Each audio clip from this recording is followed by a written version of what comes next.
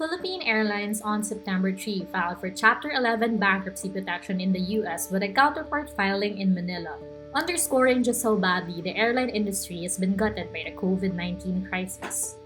We have voluntarily filed for restructuring under a pre-arranged Chapter 11 process in the United States, while simultaneously executing a supporting filing under the Financial Rehabilitation and Insolvency Act in the Philippines.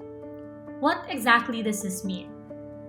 Does filing for bankruptcy mean the end for PAL?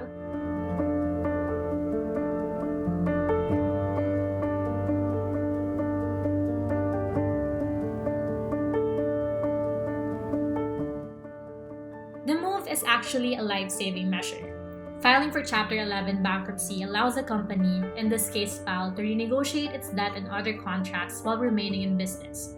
It's different from Chapter 7, which involves liquidation of assets to get rid of debt.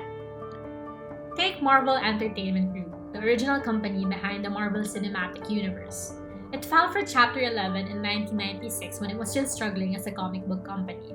Had it not succeeded in restructuring, the MCU as we know it would not be here today. PAL's challenge, of course, is different. Since travel restrictions started in the first quarter of 2020, travel volumes collapsed 75% to 7 million passengers from 30 million in 2019.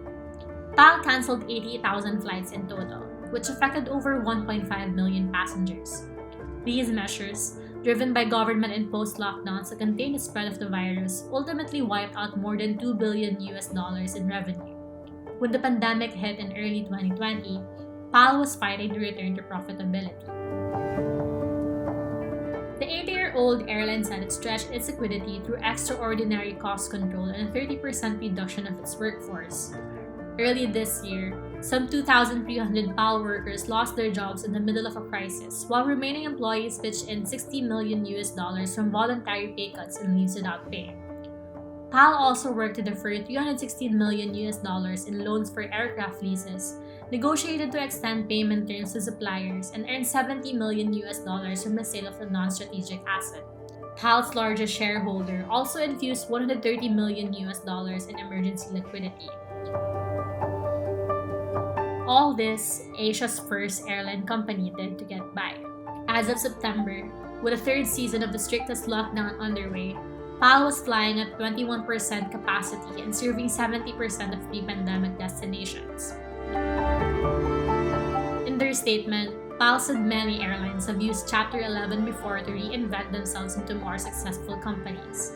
In their case, PAL said the goal of the restructuring is to pare down debt by at least $2 billion, return 25% of its aircraft fleet, and secure $505 million in long-term equity and debt financing from PAL's majority shareholder. After emerging from Chapter 11, PAL plans to secure another $150 million in debt. For PAL, the restructuring will enable it to emerge with fresh capital, lower debt, and a sturdier financial foundation for the future.